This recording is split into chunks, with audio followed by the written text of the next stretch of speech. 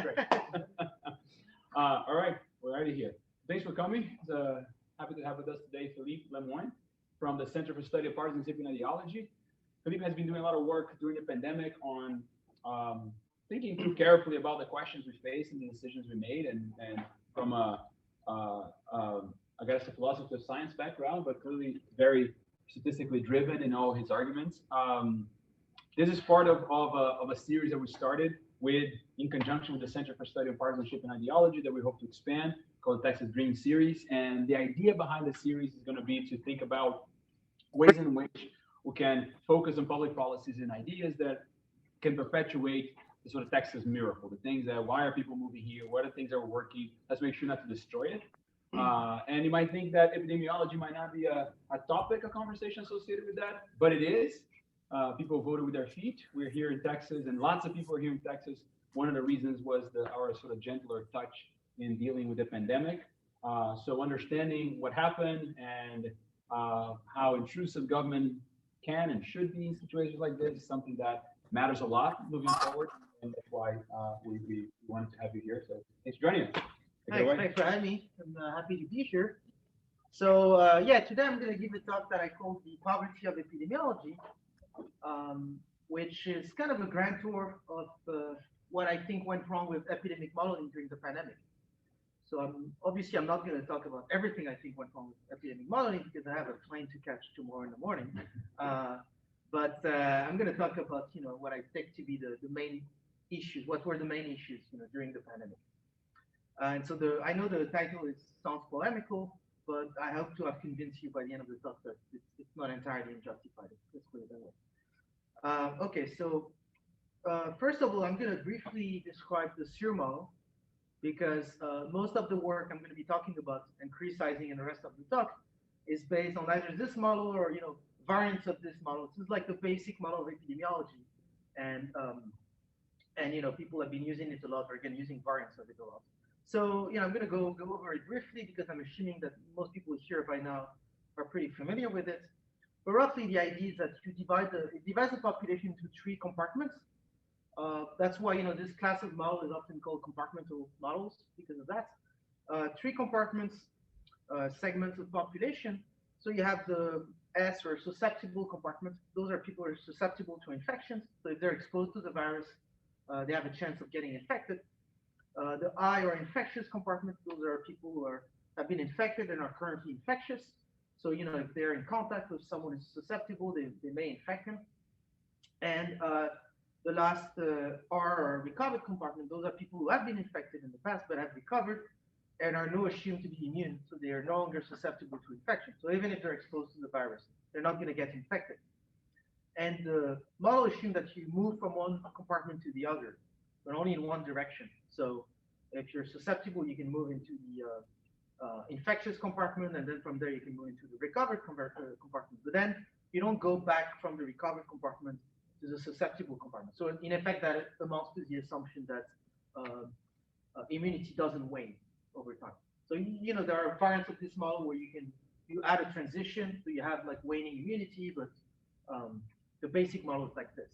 And just under it, you see a system of differential equations. So those are the differential equations that govern the dynamic of the model. And again, I'm assuming that at this point you're pretty familiar with it, but like the basic idea is that people are susceptible, people are infectious, run into randomly, as we'll discuss later, into people who are susceptible. They're going to infect some of them. It's going to move them. Those guys are going to transition into the infectious compartment. And then after a while, they're going to move at a rate gamma into the recovered compartment. After which they're immune and can't get infected anymore.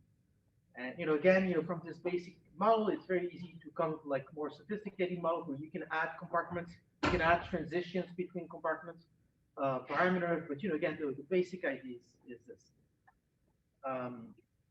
Okay, so this is an example of what an epidemic looks like in a Cirmo model. So you can see here that initially you have a phase of exponential growth or quasi-exponential growth until you hit the so-called herd immunity threshold, at which point the daily number of infections starts going down, and eventually nobody gets newly infected anymore. and then eventually nobody's infected anymore, nobody's infectious, the epidemic dies down, and that's the end of it. That's what an epidemic looks like in a Cirmo. As you probably know at this point, that's not how actual epidemics look like. But that's what the model says. That's what they look like in the model. Okay, the first thing I want to discuss is this paper by Plaxman et al. That was published in Nature in June 2020, called Estimating the Effect of Non-Pharmaceutical Interventions on COVID-19 in Europe. So I think to my knowledge, it's the most cited paper on the impact of government interventions on the pandemic. As of 2 days ago, it had like over 2,000 citations, which is a lot for a paper that was published in June 2020. And it found that non-pharmaceutical interventions, so that's the abbreviation is NPIs here, had averted over 3 million deaths in just 11 European countries. 11 European countries they looked at in this paper, and just during the first wave, so like in a 2 months and a half or something. And the other headline result of this paper is that besides full lockdown, no government intervention had any meaningful effect on transmission. So in other words, those 3 million deaths, over 3 million deaths that were averted by government intervention, it's almost exclusively, it was the full lockdown that did that job. Okay, so how did they do it? So they start with a model that's essentially a discrete analog of the Cirmo model I talked about earlier. And then one crucial assumption they make in that model is that only non-pharmaceutical interventions could have affected transmission. So the crucial equation of the model is this here. It tells you what determines the effective reproduction number here at time t in country M. And what it says is that it's a modified version of the basic reproduction number in country M, and it's modified by this term here. So it's going to depend on which interventions are currently in place. So those variables here, like the I, K, T, M variables, they're indicator variables that are equal to 1 if intervention K is currently in place at time T in country M. And so the alpha K here, that's the effects of intervention K. So what the model assumes, in other words, here is that each intervention, so they looked at full lockdown, banning public events, closing schools, a few others I forgot. Each has the same effect in every country.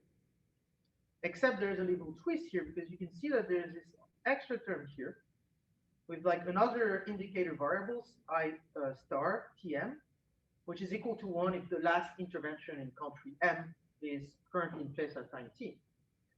And so you have this other parameters here, beta M, which is the effect. So this is a country-specific effect of the last intervention in country M. So what this term is doing is it gives some flexibility to the model. It allows the model to modify the effect of the last intervention in each country. So you don't have, each intervention has exactly the same effect in each country, in every country, except for the last intervention in each country that is allowed to have some country-specific effect. And the rationale for this is that you want to allow intervention, or at least the last intervention, you only did it for the last intervention, to have some idiosyncratic effects in each country, depending, for whatever reasons, maybe people are going to comply more or less depending on in which country you're looking at, or it's going to be more or less easy to implement this particular intervention in each country. Right? So I mentioned this because it's going to be playing an important role a bit later.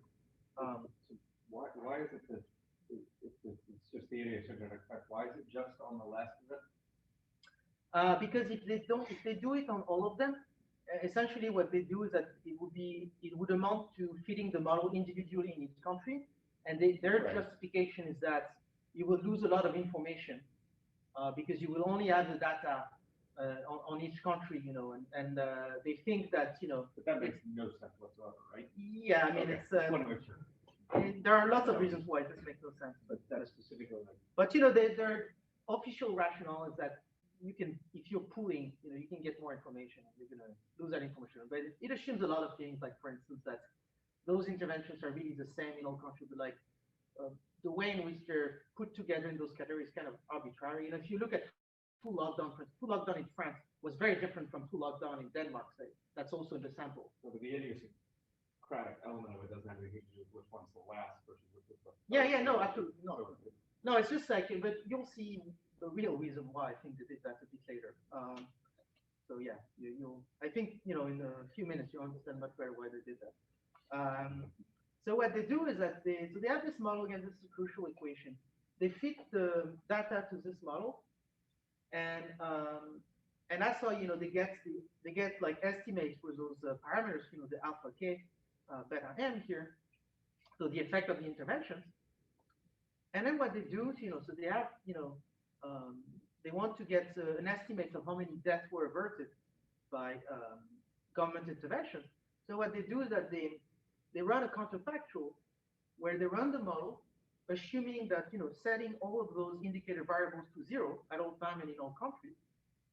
So in other words, they run a counterfactual, they run the model assuming there was no intervention whatsoever anywhere. They look at how many deaths you get in the model when you run it without any intervention. Then they take the difference, the actual number of deaths, or rather a model version of the actual number of deaths.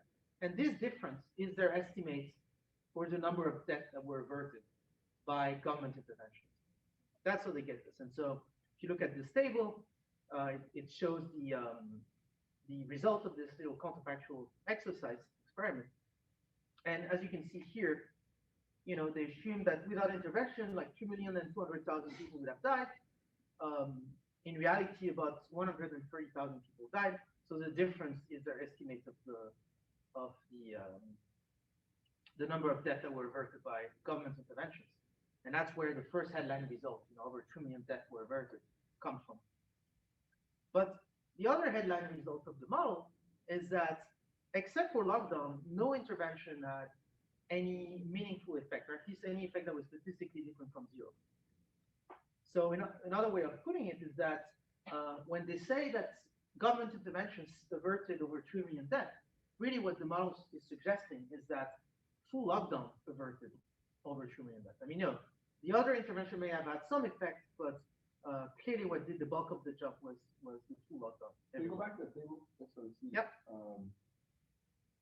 I'm curious that Sweden is included here, given that in those 6 categories, Sweden did not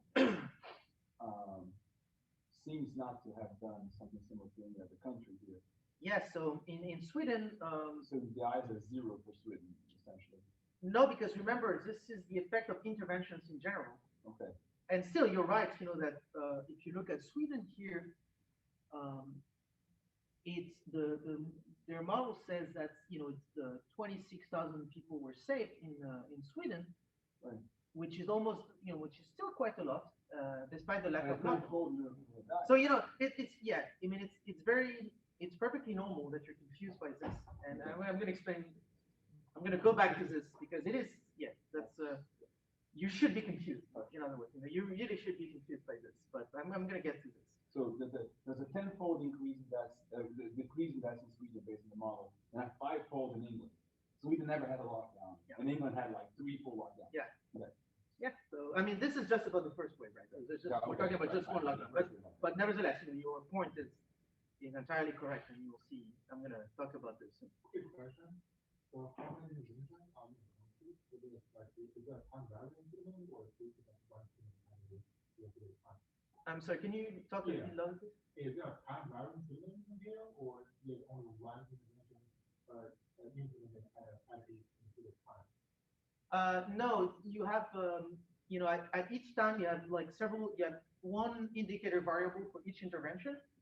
The number of interventions varies depending on the country. Some countries, but most of them have done all 6 of them, or 5 or 6, I don't remember. And at different times, you have different interventions in place. I'm not sure I get the question.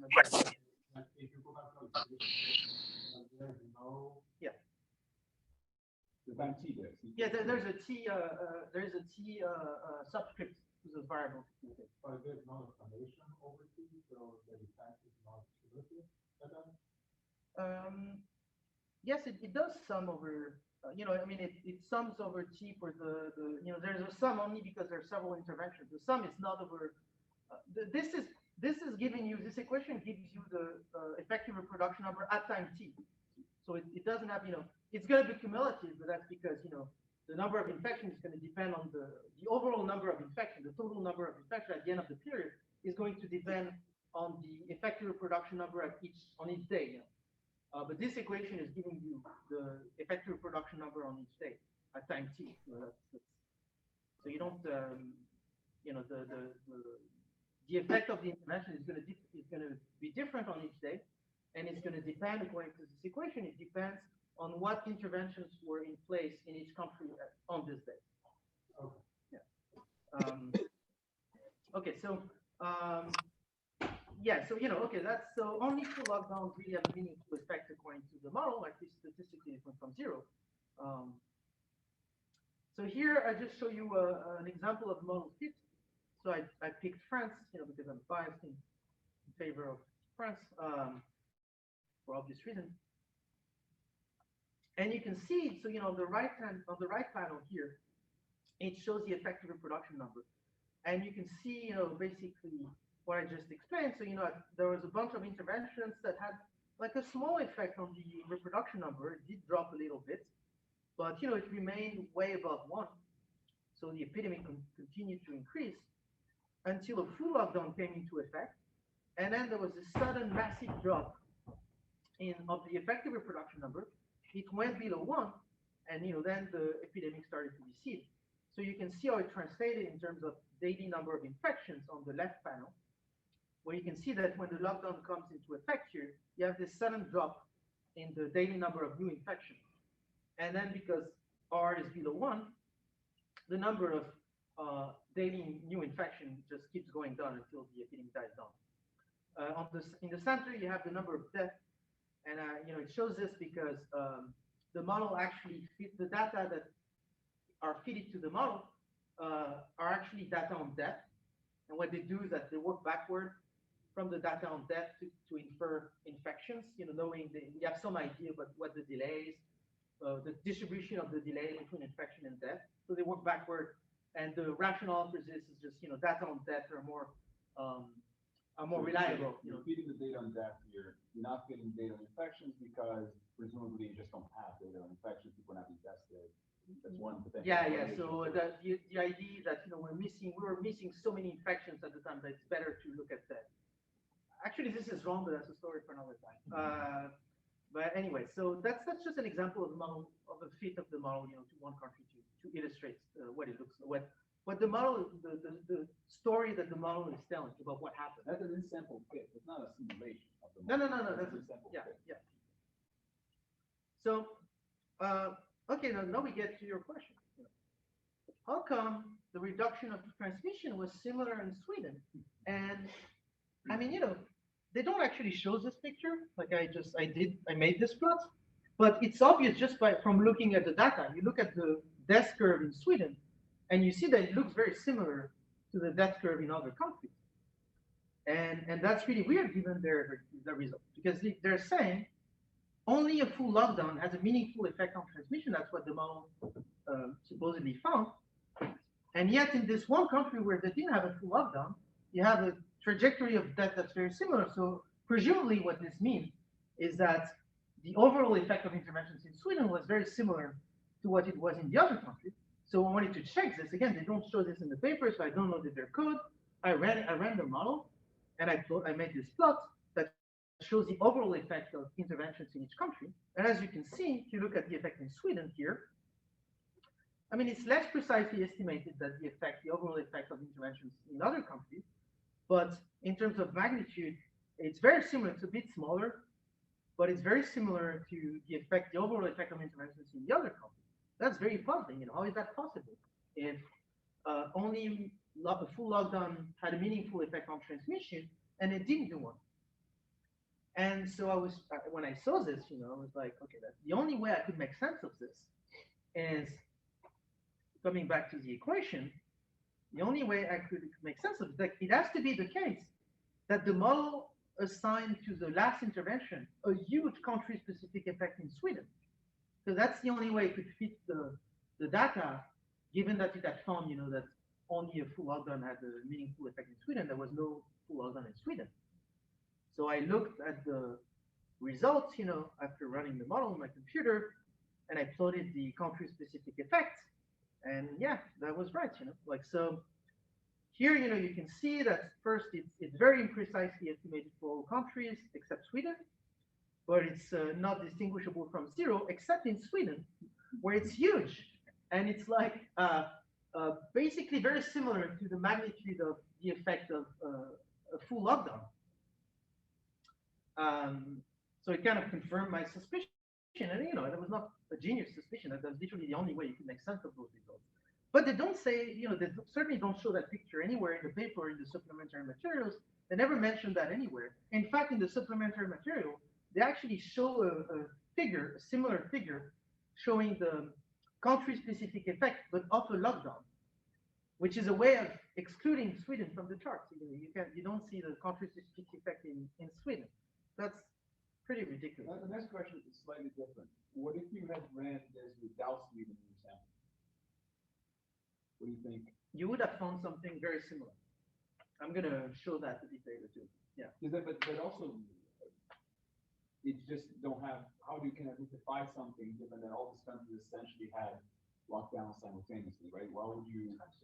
Is it the difference in timing of it?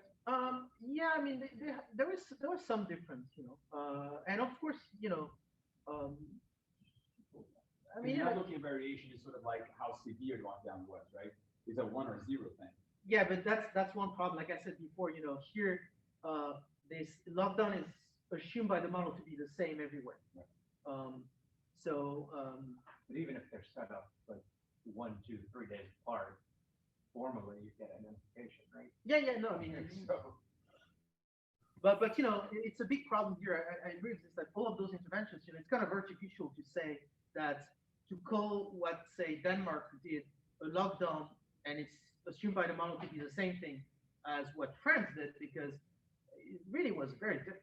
Like, in France, you couldn't meet anywhere, and anyone, even outside, whereas in Denmark, I think you were allowed to see people outside as long as it was less than 10 people. So it was like much less stringent than in France. But all of that is, I mean, of course, to some extent, this is inevitable, but that doesn't mean it's not a problem. So anyway, so that's something like they swept under the rug, but that explains this result. So if you look at the detail, because of this country-specific effect on the last intervention, the model found that banning public events in Sweden was 45 times more effective than banning public events everywhere else. And this didn't happen. I mean, like I say here, unless you believe there are magical fairies in Sweden that like somehow really like when you ban public events, so they just they make the virus go away, and when you do it, it's just a ridiculous thing. Of course, when you see this, the right conclusion, and the conclusion that anyone would reach is that the model is misspecified. That's the only logical conclusion when you see this. And but they didn't show that anywhere in the paper. But nevertheless, even though they didn't show it, I think it's quite incredible that this passed peer review. I mean, I would find that incredible if I didn't know how peer review works most of the time, but I do, but it's quite amazing, and actually no, they didn't raise the issue because they published the referee reports, so you can read them, and they raise all sorts of complete, comparatively relevant issues, and they never raised that one, that the big elephant in the room. So, that's what happened. That's the world we live in. Okay, so clearly something happened in Sweden that made incidence fall long before the so-called herd immunity threshold was reached. To go back to the curve I showed earlier of what an epidemic is supposed to look like in a serial model. Incidence is going to keep growing until you hit herd immunity, at which point it will start decreasing. And clearly something happened in Sweden that made that happen way earlier. So one possible explanation is that people voluntarily change their behavior, like for whatever reason. That, even in the absence of, there were some government interventions in Sweden, right? They closed high schools, they banned public events of more than 50 people. They did something, but it was much less stringent than elsewhere. And people, like, if you look at, so this is Google mobility data, and you can see that despite despite the absence of strong government interventions, people still change their behavior a lot. So one possibility here is that people voluntarily reduce their contact because they were scared of the virus, either for themselves or because they were scared of like infecting other people they care about. And this reduced the effective reproduction number, and that's what made the epidemic recede in some similar way to what happened elsewhere. Now, given in any case, whatever the reason was for certain is that the reduction in transmission in Sweden was comparable to what happened in other countries. It was a bit less, but it was pretty similar, despite the absence of a full lockdown. So if you want to do this kind of like counterfactual experiment, to get an estimate of the number of deaths that were averted by government intervention, and specifically if you want to know how many deaths were averted specifically by a full lockdown, another way of doing it, different from what they did in the paper, is you can run a counterfactual. You just assume that you take the overall effect of interventions in Sweden, where there was no full lockdown, and you assume that in other countries it would have been the same if they hadn't done a lockdown. And this gives you so you run that counterfactual, you get the total number of deaths. You take the difference as before with the actual number of deaths. That gives you an estimate of the number of deaths that were averted by full lockdown specifically. Now, of course, that's also a ridiculous way of doing it, to be clear. Like, it's not. I'm not saying that this is a reliable way of estimating the number of deaths that were averted specifically by a full lockdown. I'm just saying that it's actually, even though it's still ridiculous, it's nevertheless like much more sensible than what they actually did. And of course, when you do this, you find that you get a totally different number. Instead of over 3 million deaths that were averted, you get 200,000 deaths. But in fact, if you use a different version of the model, it's only 130,000 or 50,000, I think. Anyway, it doesn't matter. I'm not saying, my point is not that this is a good estimate of the number of deaths that were averted by full lockdown. In fact, I don't believe for a second that this is correct. I'm just saying this is still based on the estimates of the model of the effect of interventions in Sweden, and that's another, like, if you take seriously the model, which really you shouldn't, that's a sensible way of doing it, different from what they're doing, and it gives you a conclusion that's completely different from their headline result. But again, please, like, don't take this seriously. This is not a serious counterfactual analysis. It's just more serious than theirs. That's not saying much. Okay, now another thing I did to show the serious limitation, shall we say, of their methods is I use simulation to show that the model that would give the same answers, even if the data generating process, the actual data generating process, was completely different from what their model assumed here. So what I did is I simulated a fake epidemic. So I simulated fake epidemic data, and I assumed that the effective reproduction number went down smoothly, like following this like S-shaped trajectory here. And so this translated into this infection curve here, incidence curve on the left. And then I simulated noise. I assumed that we only detect 10% of infection. So the bars here are the actual data I generate, assuming this noise. And then I also get data on death. This is the blue curve is the actual death curve, and the red bars here are the fake data I generate after adding some noise. I assume that we only detect 90% of death. And what I did is that I took those fake data and I fed them to their model. So using the same model they used, I fed that to the model, and I told the model, those interventions happen at such and such dates. But of course, I know that those interventions played no role whatsoever in the data generating process. But the model doesn't know that. The model just assumed that the only thing that matters that can affect transmission are those interventions. It gets those data.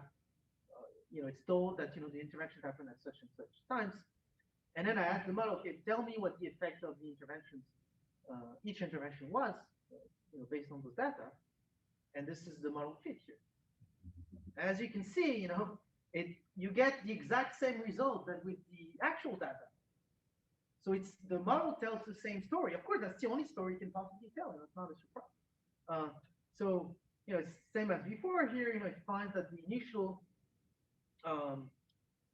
like intervention that like a tiny effect on transmission. It lowers the effective reproduction number a little bit until the last intervention happened, which like drastically cut it. And so this translated into a radical drop fall of the daily number of infections, and then the epidemic died down, and same thing for deaths. And as you can see here, I get quite a good fit to the data. But similarly, it's very similar to what they got. Like they got a very good fit to the data on death, and similarly, I get a very good fit here. But I know that the story that the model is telling here is completely wrong. It's just that look, this is the only way the model can fit the data.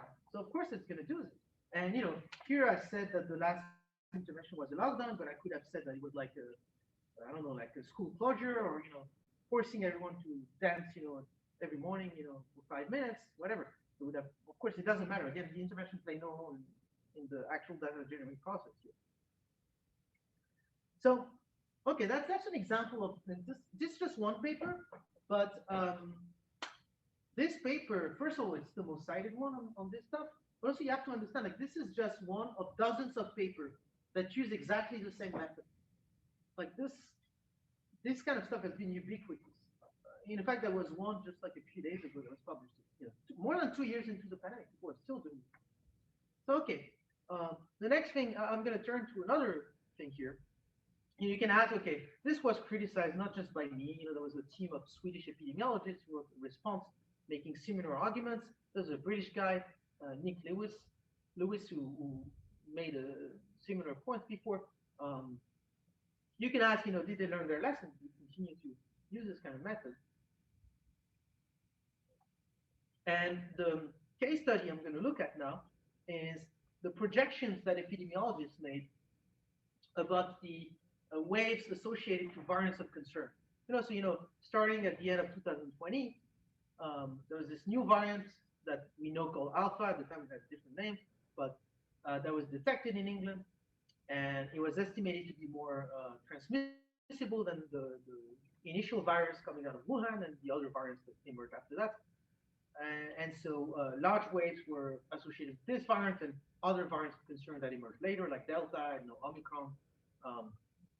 And every time epidemiologists use, based on their estimate of the variant's initial transmissibility advantage that it allegedly had over the previously established lineages, they made projections about how the emergence of this new variant, the introduction of this new variant into a population, was going to result in infections.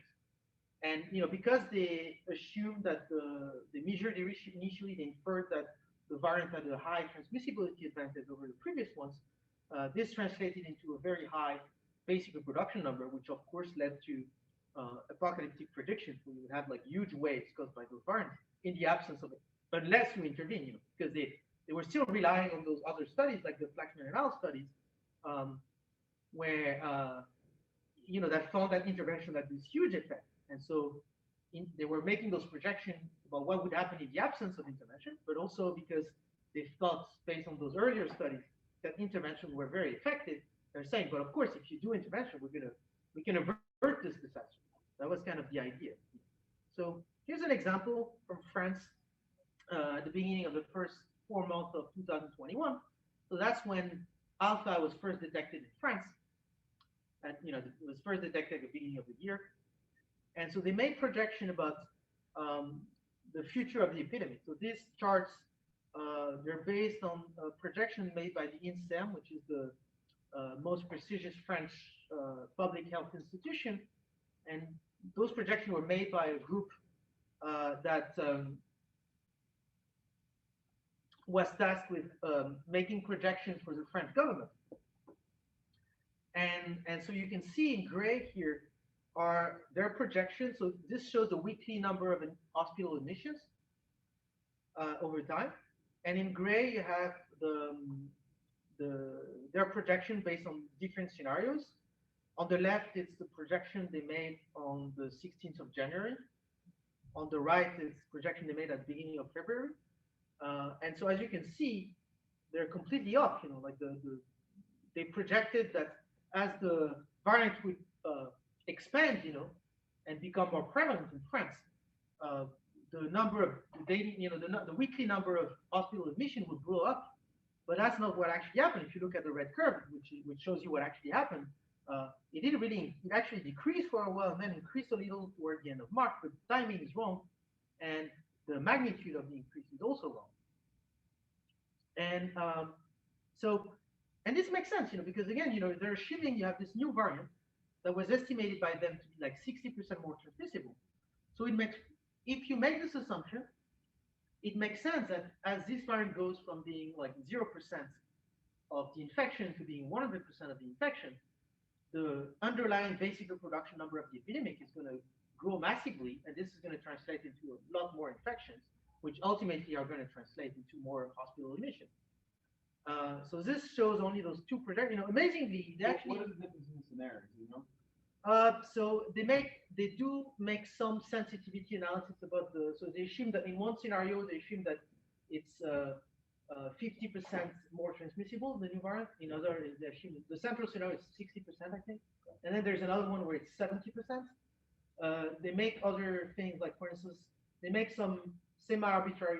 In this case, they actually no, actually, in this case, they don't take into account voluntary interventions yet. Oh yeah, they make some assumptions about the basic reproduction number of the previously established lineages.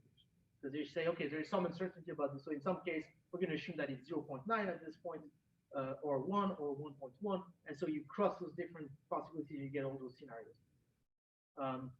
So they were completely off. Amazingly, I don't show this here, but they actually made other projection at the end of February. So you'd think that with more data, they'd be able to get it more right, but amazingly, they were even worse. I should actually show this. It would be funny. Yeah, it just like it was really off. So the great example in sample, the prediction in February. Yeah. It fits beautifully up to the theory. Yeah, because in there, they actually, it was actually funny. They would show those curves in those papers about the projection. They would see the points, to the data they added. Oh, look how the points are really on the curve. It's amazing. You have this amazing fit. Remember those pictures? Oh yeah.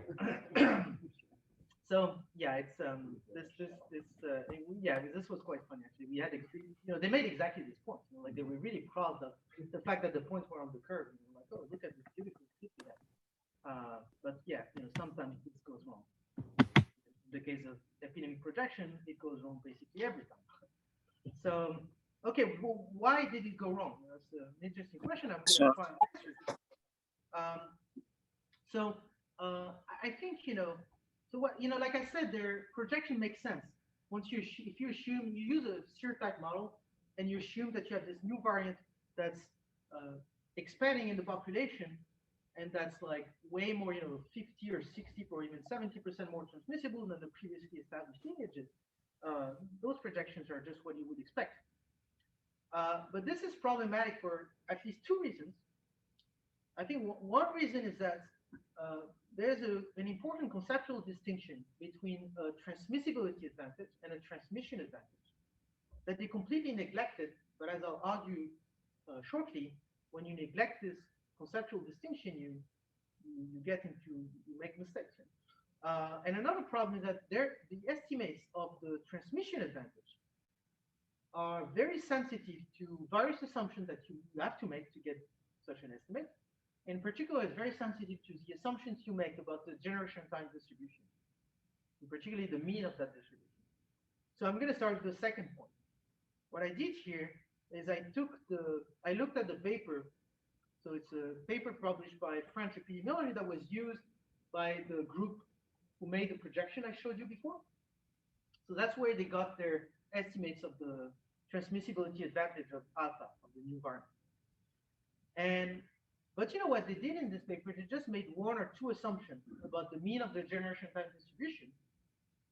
And they used that to derive an estimate based on the growth rates, the relative growth rates of the different variants of the new variant. But the problem is that so what I did instead, I looked at the published literature on the generation time distribution. And I looked at estimates of the mean, and they were all over the place. They have a wide range of plausible values for this parameter based on the published literature, which is not surprising because this is a quantity that's very difficult to estimate. So I did sensitivity analysis where instead of just assuming one or two possible value for this parameter, I spanned the range of plausible value based on the literature, and I looked using the same data at the different estimates this would give me for the transmissibility advantage of the new variant.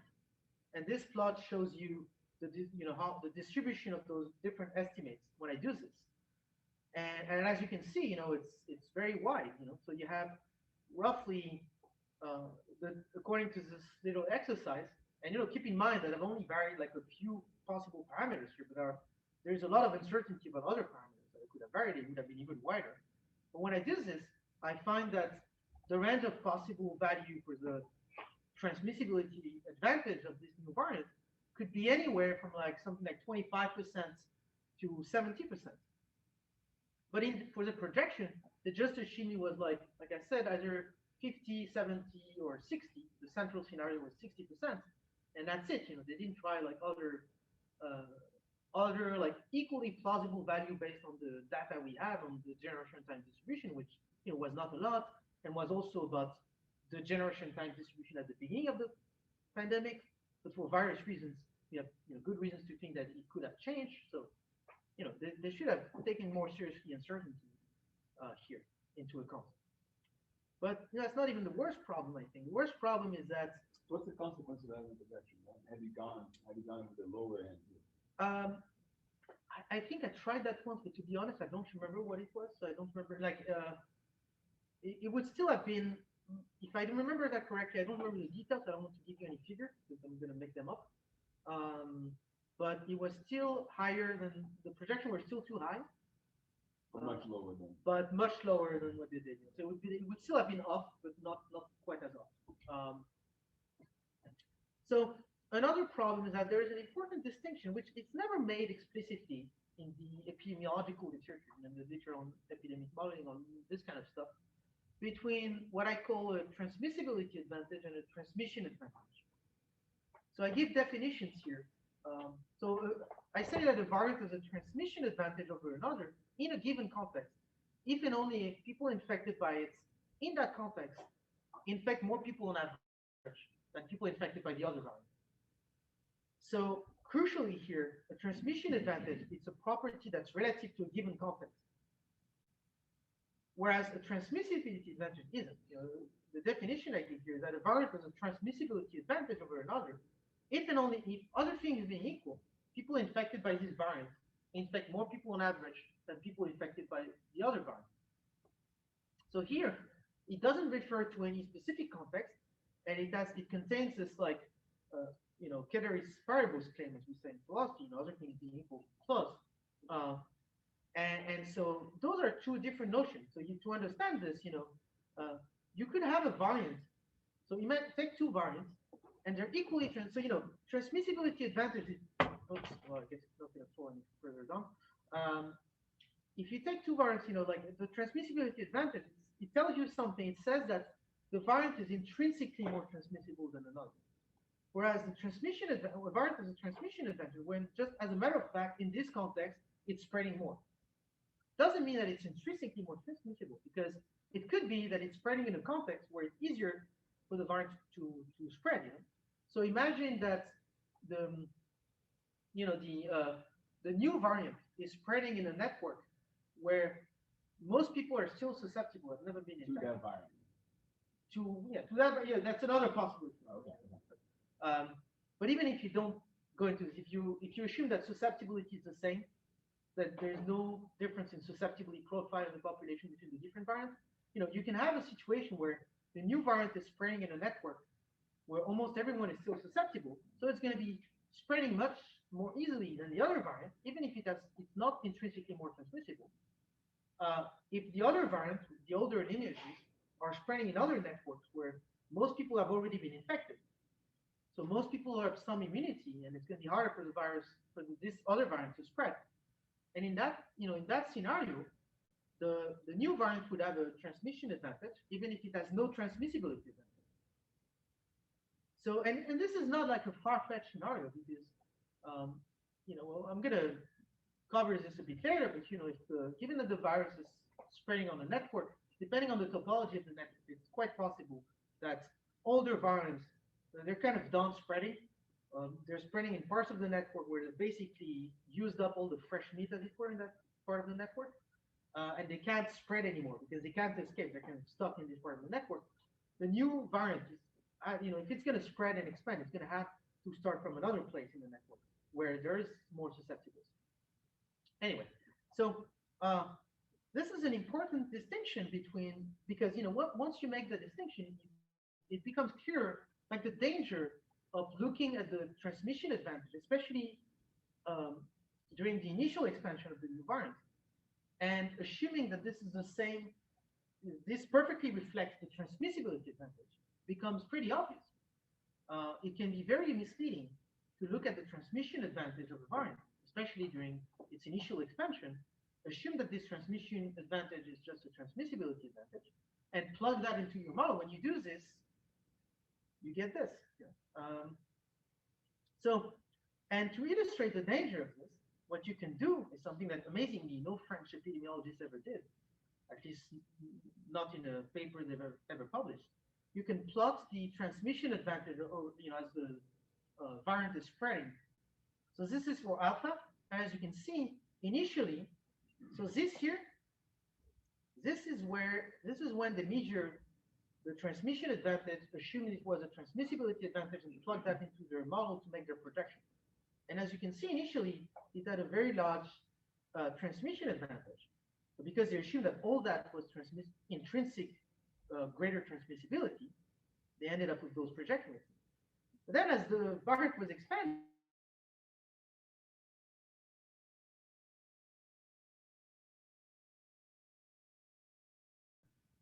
the exact figure is going to depend on what assumptions, again, you make about the generation time distribution. But no matter what assumptions you make about this, you would end up with like this pattern of like a collapsing transmission advantage. And this happened again with Delta. Same thing here. Initially, it's even higher. The transmission advantage is even higher. But then eventually, as a variant expands, it falls down and it gets like around 10% by the time it's done. Again, the exact figure is going to depend on what assumptions you make about the other stuff. And I don't show it here, but it's the same with Omicron. Happened again with Omicron. And it's not just in France. It happened in the UK. It happened, there are not that many countries where you have good enough data to do this kind of thing. But to my knowledge, everywhere we do, you've seen this kind of thing. And so it's quite amazing. You may excuse them. It's like the first time that they use the initial I don't think you should excuse them, but at least they have more of an excuse this time. They use the initial transmission advantage, assuming it was a transmissibility advantage, then plug that into their model to make their projection. But once you get to Delta and even more to Omicron, if they keep doing that, you have to ask, seriously? Like, are you gonna not look back, and see that? And it's even worse, if you plot the transmission advantage over time in different places, so in different regions within France, or we have done that within the UK too, you see a lot of variability. And this really drives home the point that clearly there are other contextual factors that affect the transmission of any variant. And so you should be very careful about inferring a transmissibility advantage from a transmission advantage. But, So the point here is that when people go around saying, oh, I think the beginning of Delta, there was some things about it's 8 times more contagious than Alpha because they're measuring at the beginning. And it turns out you may be like 10% more contagious. Yeah, I have no idea. I have no doubt that it's more transmissible than the historical lineage, but I couldn't tell you, how much more exactly. My point is that it was probably overestimated. What's worse is that the mistake compounds, because what they do is that they take their estimate of the transmissibility advantage of alpha, which is based on the transmission advantage at the beginning of the expansion of alpha. Then they never revise it, even though it uses this, and So they say it's 60%, and then when delta comes, they measure the transmission advantage of delta over alpha at the beginning. They say it's 60%, and then over the initial thing, it compounds, and you get something that's like more than. So you see why it's bad. Yeah, sorry, you were. You just. Oh, So, okay, yeah. so our faculty, the beginning of the academic year in 2021, they wanted the campus to be closed because they sent a memo to the president saying that there was 1,000 times more contagion. Remember that? So maybe they were compounding, you know. Then they realized they had a mistake in their report. So, if it you was know, 10 times, I think they meant 10 times. So when I wrote something about. So like I wrote a paper about delta, and I made this point. You know, I made this point that look, if you keep using this method, you know, assuming that the initial transmission advantage is the transmissibility, and then compounding based on your previous estimate without ever revising them, you're eventually going to get to the conclusion that you know this new variant I was joking about. I was joking about omega. It turned out this happened earlier with Omicron. You're going to conclude that it has a basic reproduction number of like 175. You know, eventually you will get a variant where someone sneezes, you know, in Jakarta, and everyone in Texas is suddenly infected, you know, because it's so transmissible. It's just like you have to understand, you know, at some point, you know, you get to enough variants, you know, that you know, there are some, you know, developmental constraints to how transmissible a virus that started out some way, you know, is going to get, you know, and it's not going to, there are limits to how much, but anyway, if you use this method, you're not going to get, you don't have, in principle, you don't have any limits. If there's a new variant that's expanding for whatever, that's taking over for whatever reason, you know, it's like Omicron, for instance. I think now, you know, looking at studies where they looked at like secondary rates of infection in households, it's probably not more intrinsically transmissible than Delta, but it's better at immune evasion for prior immunity. It's better because it has accumulated enough mutation that it can escape prior immunity much better. So that's another example. So, you know, it's gonna have a huge transmission advantage over Delta, even though it probably doesn't have any transmissibility advantage, or maybe a tiny one. So you know, that methodology is very problematic because when you push it to the absurd, you can see this. But it's quite amazing, you know, that it's only with Omicron that they started to say, okay, you know, we need to be a little bit more careful here. You know, this is a huge part of this is probably immune evasion, not intrinsic transmissibility. But you know, what annoyed me about it is that you could make a similar point before. You know, this was also true already with Delta or even with Alpha. You know. But they only started making that sort of point with Omicron because we were getting to the point where everyone could notice that this was getting ridiculous. You know, like some people are starting to say, you know, if you use that method, you have the conclusion that the basic reproduction number of Omicron is something like 40. But you know, again, you know, the basic logic was the same before. Okay, so what did French epidemiologists say? And I say French epidemiologists, but there was the same thing in the US. You know, they made projection about Alpha. I remember in 2021, like again, like very pessimistic projection and nothing of this will happen, and it was for exactly the same reason. So what did they say? Well, I can tell you what they didn't say. They didn't question their estimates of alpha transmissibility advantage, which, as I've argued, I think is one of the big reasons why they got this wrong. And instead, what they did is they pulled the same trick as the you know, Flaxman and Al paper that I criticized earlier. And you know, again, it's just one example of like an entire industry of papers doing the same kind of thing. So what I mean by this is that they took a model that assumed that only government interventions mattered, you know, could affect transmission. Actually, they put some other factors, like especially vaccination, but overall, you know, it was mostly just government intervention that was assumed by the model to have an effect. And then they fed the data to this model, and you know, the main government interventions that done, basically the only one in France, was a curfew, the 6 p.m. curfew that came into effect on January 16th. And so, of course, you know, the model ascribed a huge effect to the curfew, because that's literally the only way it could fit the data. So, and so, you know, they wrote that paper that you have the reference here,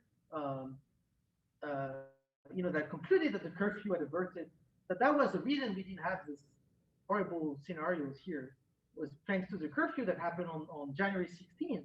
No, it doesn't even make any sense. Like if you look at if you plot the effective reproduction number and you look at the timing, and it doesn't even work. Like this happened after January 16th.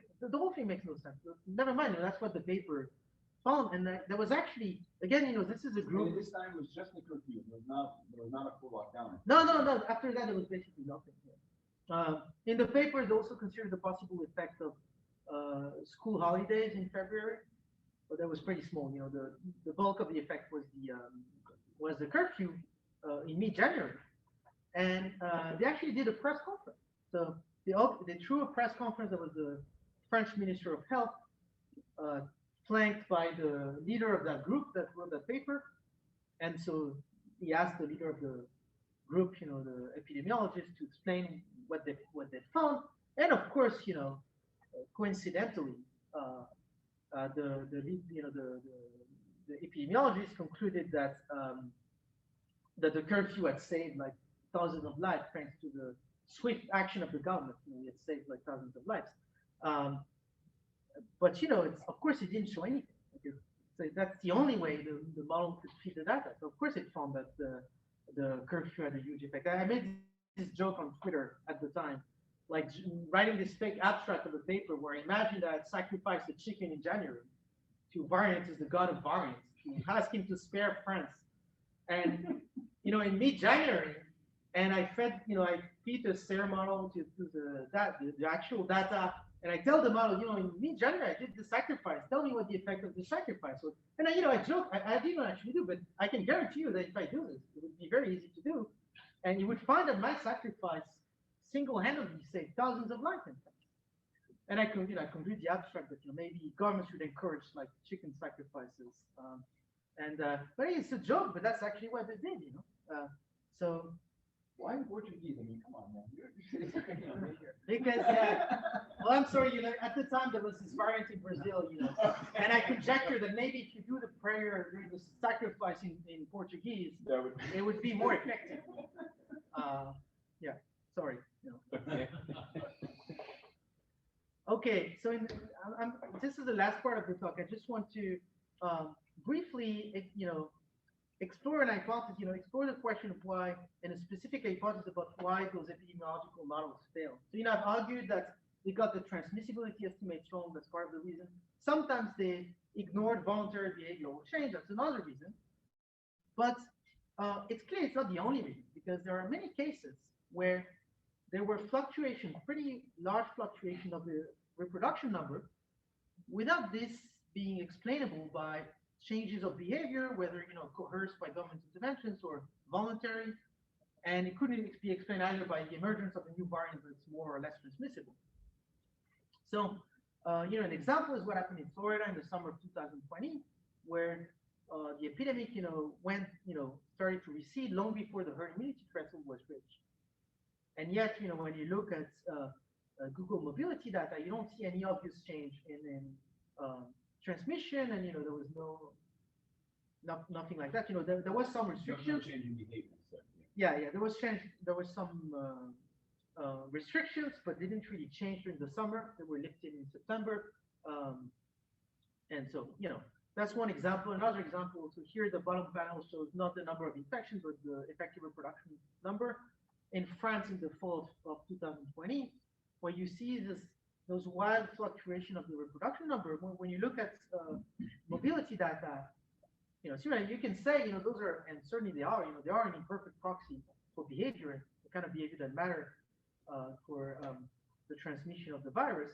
But, it's still, it's very difficult to look at this and convince yourself that, behavior is doing the work. So you have those are just two examples. There are several examples where the reproduction number undergoes this large fluctuation, and they can't be explained by new, more transmissible variants. They can't be explained by people's behavior changing, whatever the reason. And I just picked two examples because it's nice to illustrate, but I just want to make clear that those are not cherry-picked examples. So if you look at, there are various studies that have looked at the statistical association between mobility data and the reproduction number. or related quantities like epidemic growth, and they find that after the first wave, the relationship is extremely weak. So there are like really tons of examples like this of those fluctuations that are not related to behavior or to new variants. So you can, there are other factors that could play a role, like I'm sure meteorological variables play a role to some extent. But again, if you look at the literature, which as usual has some serious limitations, but nevertheless, it's hard to convince yourself that it's easy to convince yourself that meteorological variables have some effect, but not that the effect is large enough that it could explain those large fluctuations of the reproduction I'm talking about. So there has to be something else. And one possibility I want to briefly explore here is that perhaps the homogeneous mixing assumption is responsible. So the homogeneous mixing population assumption, the assumption that Cirmo model and other models like it make that people interact with each other randomly. So it basically, those models model human populations as kind of like as if they were ideal gases. So the individuals are like particles that bump into each other at random. So when one of them is infectious, it may or may not infect the other individual it bumped into randomly. So what this means is that the probability of someone infecting any other person in the population is the same no matter which person we're talking about.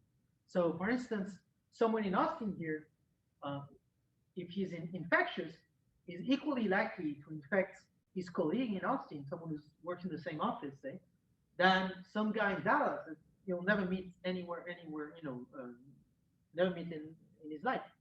So, which of course is false. We know that by assumption he's never going to meet that person, the probability that he'll infect him is zero, because that's how respiratory viruses work. You need to have some kind of close contact for transmission to occur. So we know this assumption is wrong. In reality, the virus spreads on a network, and you can imagine, that populations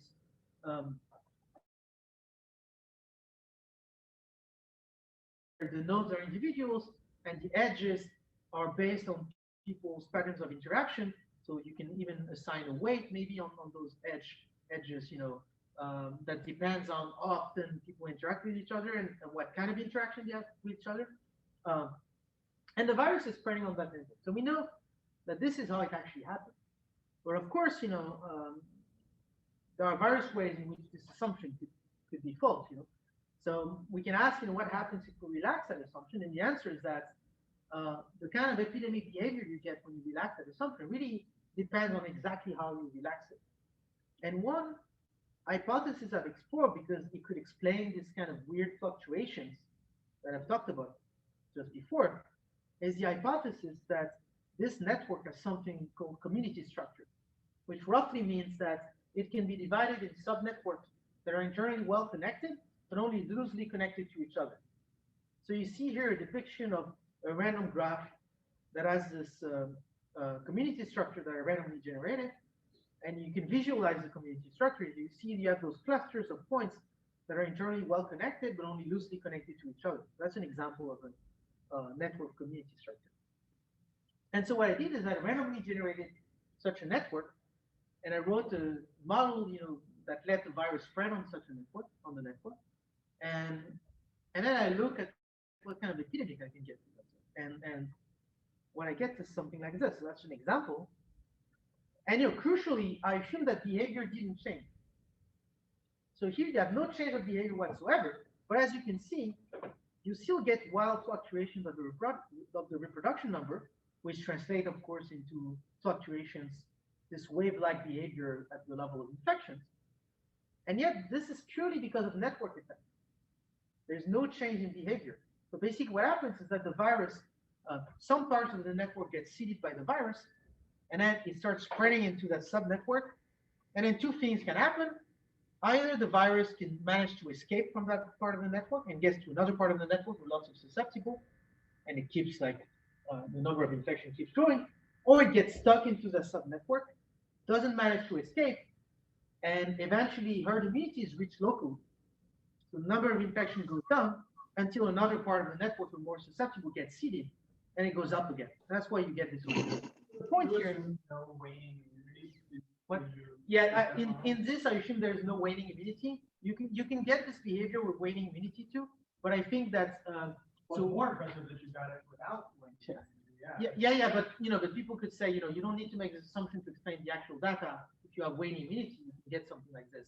But actually, I don't think you could. I think that when you look more closely at the actual data, it's very difficult, I think, to make the argument that weighting immunity is the only way you can explain this type of wave-like epidemic. But that's a longer argument. But yeah, in this case, there's no weighting immunity. Like it's once you're infected and you recovered, you're immune and you can never be infected. So it's like in that respect, it's like the basic Cirmo. But you still get this behavior. So to be clear, this is highly speculative. I'm not claiming that the actual networks on which the virus spread actually have this type of structure. This is just one possible hypothesis that might explain those fluctuations that otherwise are quite difficult to explain. And another thing you could explain is why the transmission of advantage of variants shows so much variability over space and time. Because basically it's what I was explaining before. It invades different parts of the network. They're going to be very different contexts, and you can see how how this type of setup contextual factors could result in this huge variability of transmission advantage of this variant over another. But the more interesting point I want to make here, like you can show simulations that if this hypothesis is true, then the estimates of the effect of NPIs that you can get using either the epidemiological model that I discussed before, the Flaxman et al. Paper, where you assume a pretty strong mechanistic model like the serotype model, and then you feed the data to it, or the seemingly more agnostic methods that economists have used to study, for instance, the impact of masking of masking dates. I say seemingly agnostic, more agnostic, because in reality, if you think harder about under what condition those methods are going to allow you to recover unbiased causal estimates of the estimate of the causal effect of those policies, they implicitly rely on the homogeneous mixing assumption. It's just that people don't realize it, but they do. If this hypothesis is false, then your estimates of the effect can be biased, and they can be very biased. You use simulation and to simulate an epidemic on this type of network, and you feed that to those econometric models, you can get estimates of the effect of policies that are like extremely off. What I'm saying, again, I'm not saying that this hypothesis is true. I'm just saying the mere fact that it's not a crazy hypothesis. Let me clarify that point. So you're saying that, okay, if there's the underlying model, the underlying actual reality, that this thing is fluctuating the way you showed us here. If I go in and try to estimate the effect of a mask mandate, for example, where everybody's putting the effect in when things go nuts, right? Yeah. It's by default the case that everybody's going to find the mask had a positive effect. Even if I'm not using the model, I'm just observing the data, I'm trying to run a regression on tiny of the. That's exactly what I'm saying. And if you have this type of community structure, like the estimates can be really completely off. In fact, even if the policy has no effect whatsoever, you can find that it has a huge effect if the timing is right, or rather wrong in this case. You can get this sort of conclusion. So the point I'm trying to make here is just like I'm not arguing, oh, this is how the network actually is. I have no idea what the network is.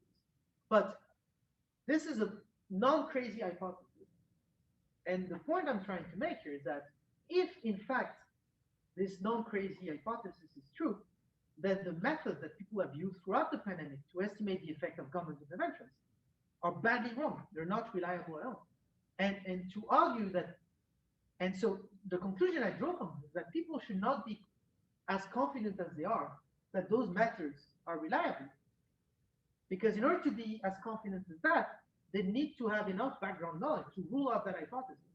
They need to know a lot more about the underlying causal processes than I think we actually do. If you don't have this background knowledge, you can't really be confident that your methods are reliable. And so at the very least, you should be very careful in taking the estimates that you get using this sort of method at face value. But that's not this has not been the case. You know, people have been very confident. You know, they've argued that because of the conclusions of papers based on those methods, we should, you know, government should engage in some of the most radical reduction of individual freedoms in, you know, in peacetime, in decades, which I don't think, you know, is something you could. I mean, I'm not even saying this was wrong, although I do think it was wrong, but I don't think that those methods are an adequate justification for this sort of policy. You know, you may still think there may be other arguments in favor of those policies, but I don't think that's it. And that's it for me. Thanks.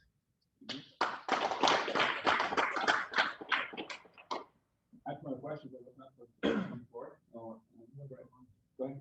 So this is the problem you describe in epidemiology here is a general problem in academic research writ large, right? This is not unique. Yeah.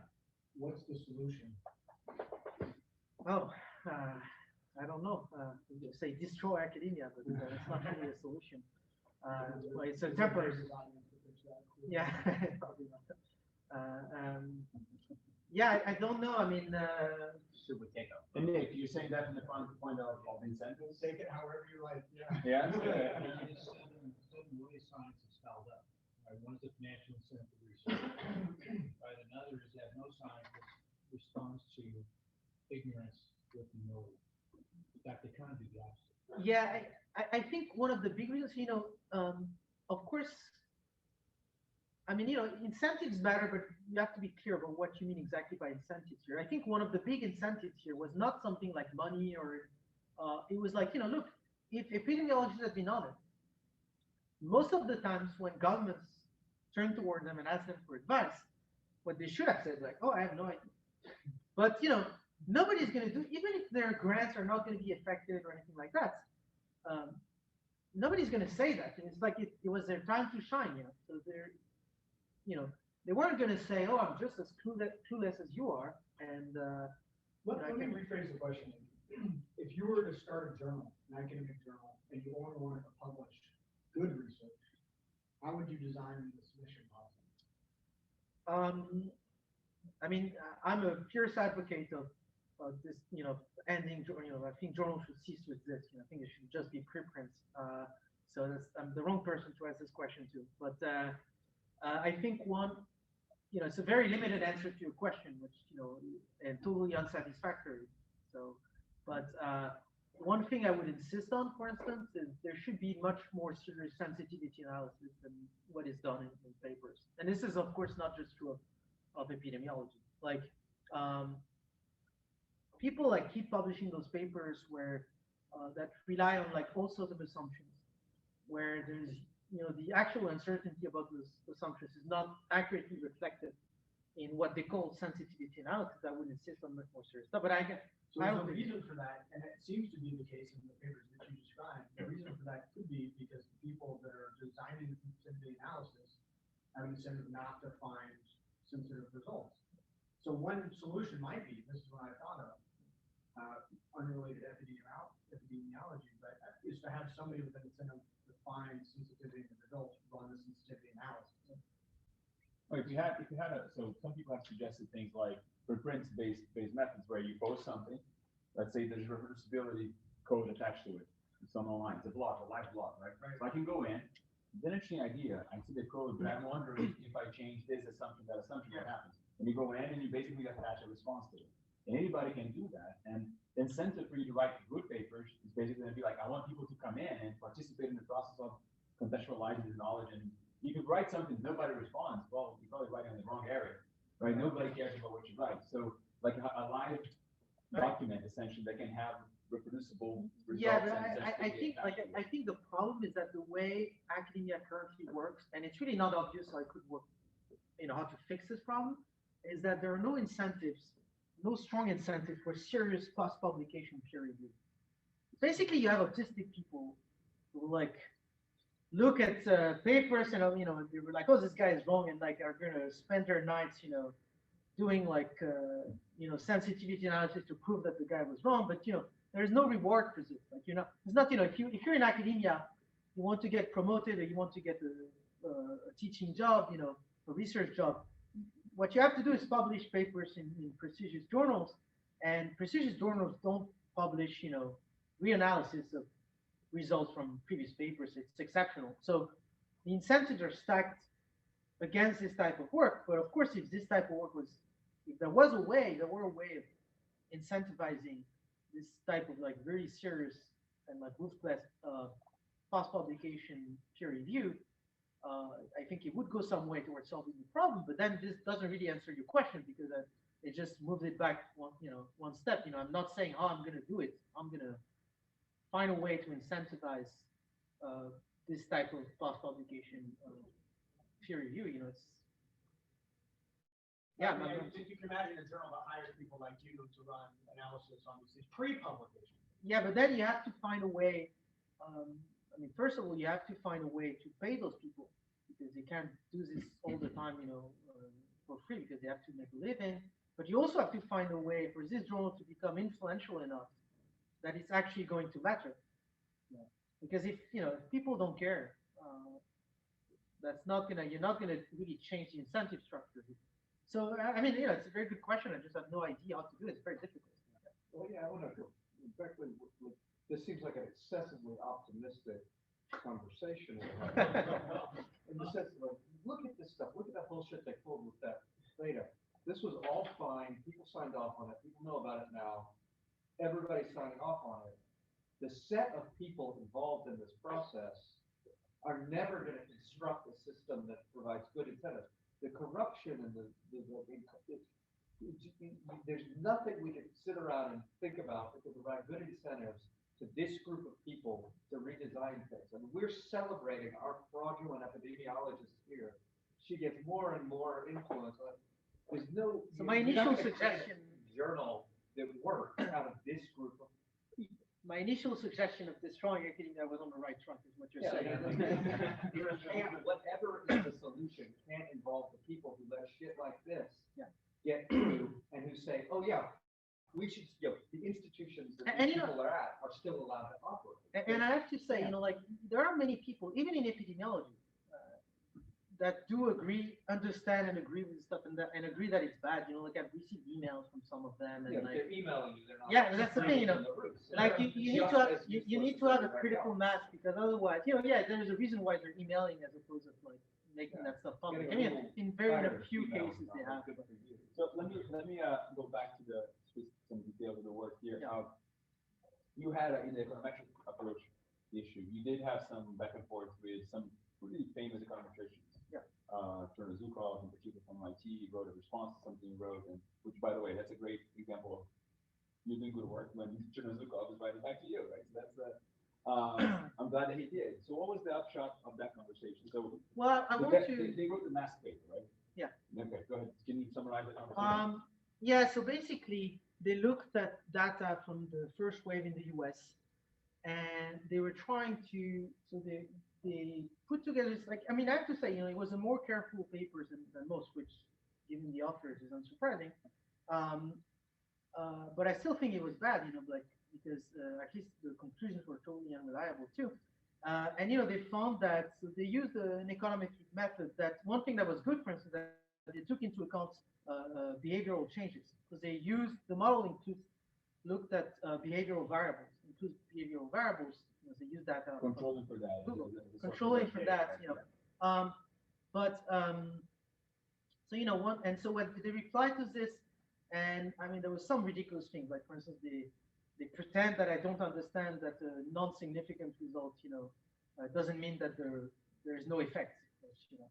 Of course I understand this. It's like anyone who's taken like an introduction to statistics understand that. But okay, fair enough. I did say that I did call my paper putting lipstick on a pig. So it's like I thought that was fair enough, them to pretend this sort of thing. But so they did reply to some things. I haven't had. So actually, I asked them for the code just before the war in Russia. Then I've been occupied with other things. So I haven't had time to write a reply, and I hope I can do it yet. So I also haven't had time to look very closely at their results. I was able to reproduce them, so at least I know that at the very least I can run their results and they're going to produce the same results on my computer. But I haven't had time to go further than that. But So I don't know yet if they're so they What was the mostly main criticism there now? they mostly reply to the sensitivity analysis part. So, I argue that when you look at different where actually they mostly replied about stuff about when you look at updated version of the data sets, some of their effect disappears. It's one of the things I argued in my initial paper, and they actually looked at even more recent version of the data and like fixed some coding errors, and then they found that the effect were there. But I don't know if the effect is still going to be there. They didn't do the kind of sensitivity analysis I did in the initial paper. So I don't know if we do this, the effects are still robust. It does seem to be the case that some of the effect that with the version of the data set more recent than theirs that I used were no longer there, are again back there. When you look at an even more recent that version of the data set with some coding errors that were fixed. I don't know yet, again, because I haven't had time to do this, whether if you do a sense of the kind of like very serious sensitivity analysis that I was advocating in my initial critic of their paper, those results, those effects are going to be robust. I can't tell you this, but I don't think that's the main issue. The main issue is related to what I'm saying here. It doesn't really matter. Say that I do this kind of sensitivity analysis with the latest version of the data sets where they fix some of those coding errors, and I find that most of the effects are robust. So, they found that the masking mandate, it's even more ridiculous. They find that mandating mask wearing, not for people in general, but for public-facing employees, had this large effect on transmission in the US, saved thousands of lives. So you have to believe that not people wearing it, which is not the same thing, the mandate, because people can wear one, and in fact often do, even in the absence of mandates. But you're saying that the mandate itself, a mandate just for public-facing employees, not everybody, has had this massive effect, saved thousands of lives. And I don't think this passed even a basic smell test. When you've looked at what happened since then, during the pandemic. But okay, whatever.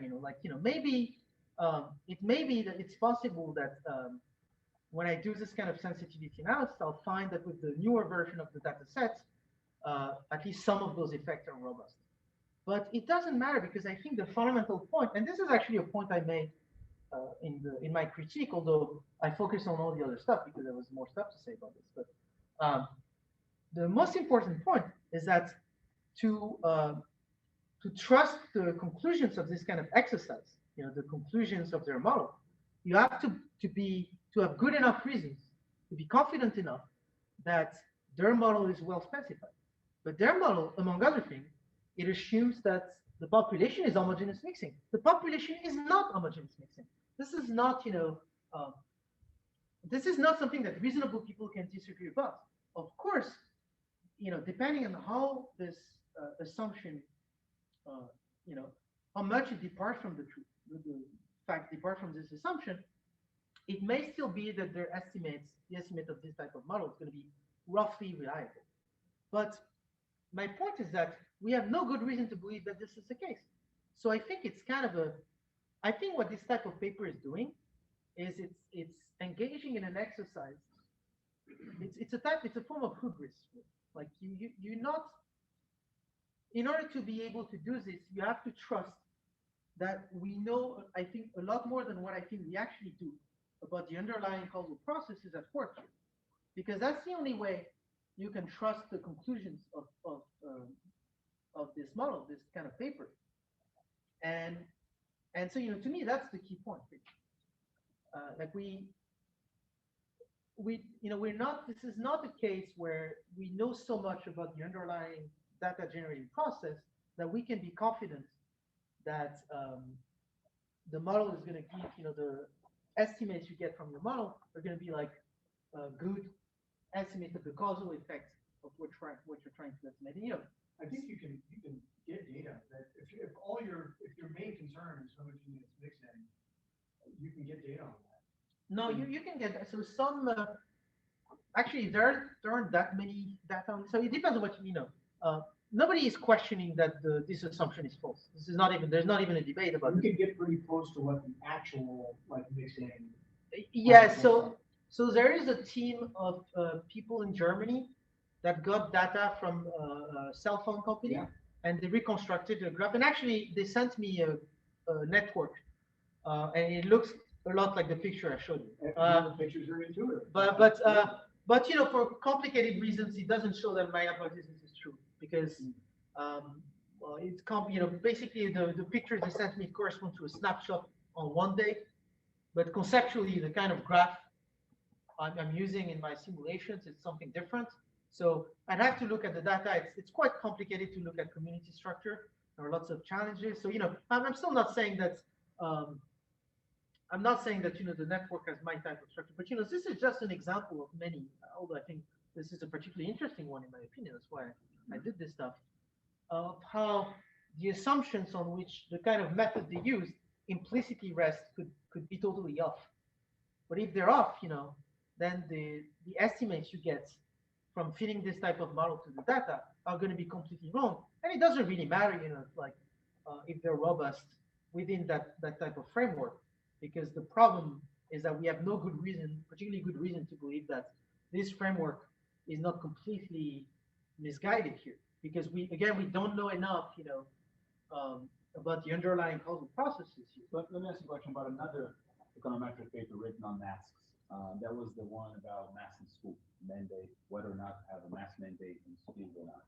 That was by another economist called Emily Oster. You might have heard of her. Yeah. So her results are that no, masks in school have no effect on the transmission level in the community. That was basically the whole point was to say that one of the arguments to have masks in school was to say this is helping reduce the transmissibility out there. And in her analysis, no, it wasn't. Right? There was no difference whatsoever if you had masks in school or not in transmissibility.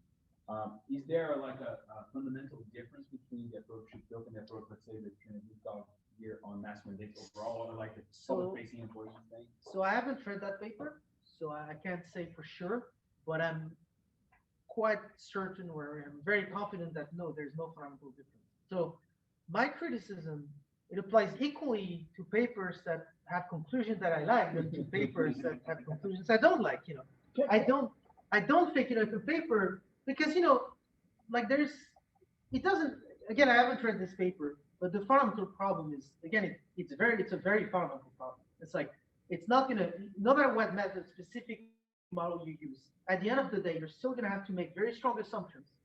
And no matter what they are, I don't think that if it's the kind of model that you can use to estimate the causal effect of those policies, I think you're gonna have, no matter the details of the paper, you're gonna have to make assumptions that you're not really in a position to confidently make.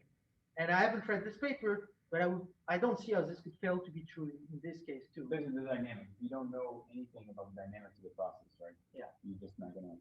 Or don't know enough. It's more like if the problem is what we earlier, right? You put in the mask when things are bad and take it off when things are good.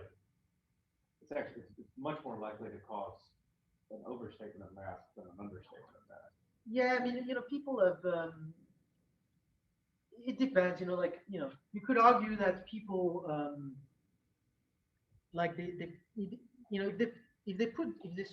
they implement the mask mandate when it starts growing, it's not quite bad, you could even find that mask mandate make things worse, conceivably. So, even though they don't, which I don't think they do, I just doubt they have much,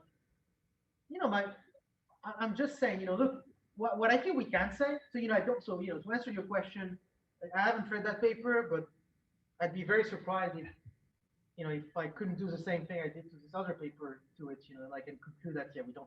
So what I think we can say is something like this, that's what I argued. I wrote a case against lockdown, and my, one argument I made is that, look, I don't think we know, and I don't think we can know. I don't think we can precisely estimate the effect of those policies. So I'm not going to make a case against lockdown assuming that they have no effect. In fact, I don't even believe they have no effect. But what I'm saying is that, look, at least there is one thing I can rule out fairly confidently, is that they have the hypothesis that they have a huge effect. Because I think that the literature is so all over the place. The results are so inconsistent with each other.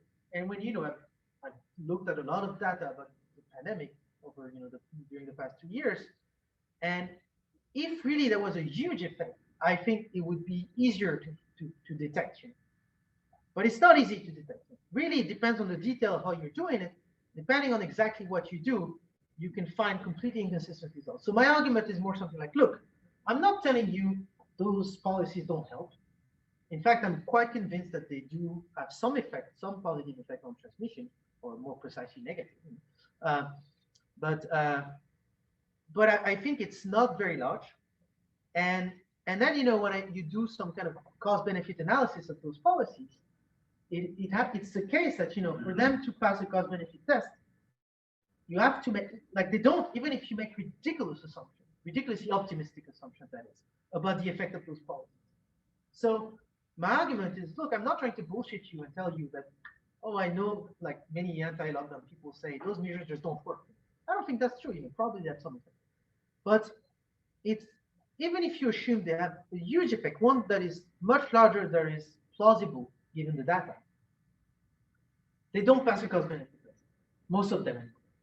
So that's kind of my argument here. And I think that's the right way of arguing about those things, because if you're being intellectually honest, you have to admit that those papers that find a conclusion that is, let's just say, more favorable to the kind of case I want to make about the policies, they face the same kind of problems as the other papers, that find that those policies are amazing and save like thousands of lives. So I think you have to be intellectually honest, and I don't see an intellectually honest way of arguing that. Of course, I'm not saying there are worse papers than others.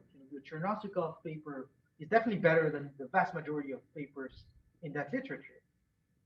But sometimes even the best is not good enough. And I think this is one such case, and I think it's going to be, not to say that Chernobyl did the best he could do, because I don't think that's true. But what I'm saying is that even if you did the best anyone could possibly do, I don't think you could get into a position where you could be confident that you've precisely estimated the effect of those policies. But I also don't think you need to make the policy argument that I want to make. With the observator justified for knowledge, and she might be right in estimate as to the small effect, but she can't actually prove it with the model she has. She's just guessing if it's close or close to that result. Yeah, I think I think probably that's right. That's what I would say. My view is something like this. Yeah, basically, my guess is that she's. I mean, I don't know how strong her conclusion is. Does she say that they have no effect whatsoever? Yeah, no effect. I don't know. Honestly, I don't know. She tries to isolate things to just school mass mandates and transmission in community. Right? So it's very specific. Like I wouldn't say it. This is a very strong claim. Like that it has zero effect. It's a very strong claim. No statistically significant effect. She cannot find. Okay, yeah, that's a different, a much weaker claim. Yeah. But even there is affected by population structure. That even children at school don't interact randomly.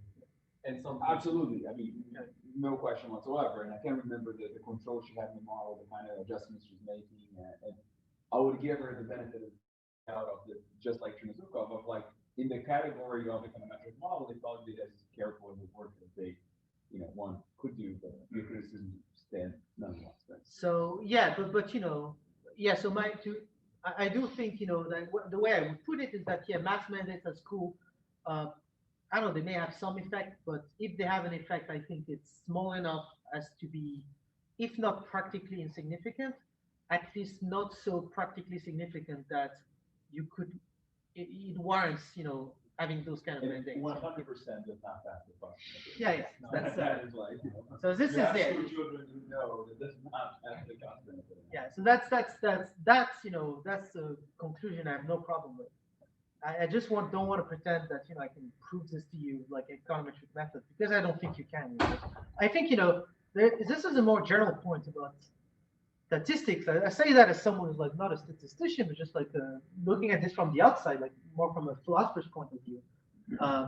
I think that very often there's a kind of paradox here, because in order to be able to be confident enough that all of those statistical methods, even the more sophisticated stuff that people have used now with the so-called credibility revolution and stuff like that, in order to be confident enough that the assumptions on which are rest are satisfied, and so that you can trust the results, you have to know a lot about the underlying data generated process. And typically, not always, typically I feel like if you knew that much about the data generated process, you wouldn't need to do the study in the first place, because you already know the answer to the question you're trying to. And so I'm not saying, of course, this is always the case. I'm not saying that statistical methods are completely useless, that you can never learn anything from them. But I think that you're often in this type of, if you're being honest, I think you're often in this type of situation where, to be confident that your methods are reliable, you have to know so much about the data generating process that if you knew all that stuff about the data generating process, you probably also know what you're trying to figure out. You wouldn't need to do the study in the first place. So that's kind of like my pessimistic view about. But I do think it's true. Like I say that I'm not. I say that I'm laughing, but I'm not really joking. I do think this is really what. So it's kind of like I think So folks will tell you that that's how we should teach economics now, not at all based on anything other than just looking at statistical methods. How Harvard's teaching economics is indirect methods. Yeah, so that's I think that this is actually a case for theory. You could say, look, you have to we kind of like went too far.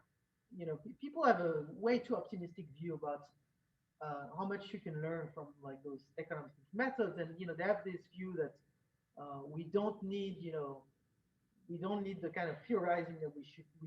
In fact, we shouldn't do this anymore, because we have those can easily go wrong, because you have to reason out on first principle or something like this. And now we have those marvelous tools, that can teach us stuff without without that don't have these kind of pitfalls. And I think this is largely illusory for the kind of reasons I was just giving now. And so what that means that if it's like this, then maybe we're due for a comeback of the kind of work that was more theoretical work that was criticized. I think a lot of quantitative work in social sciences is kind of bullshit, and that there was more value to the kind of like more qualitative or more theoretical in a non-quantitative sense work that proto-social scientists were, people like Tocqueville. I think you read Democracy in America, you can learn a lot more stuff than in a lot of political science that use those complicated methods about statistics, and like, oh, we can estimate the causal effect of this and that. I'm like, I think I'll stick with Tocqueville. On that note, thank you again. Thanks. So you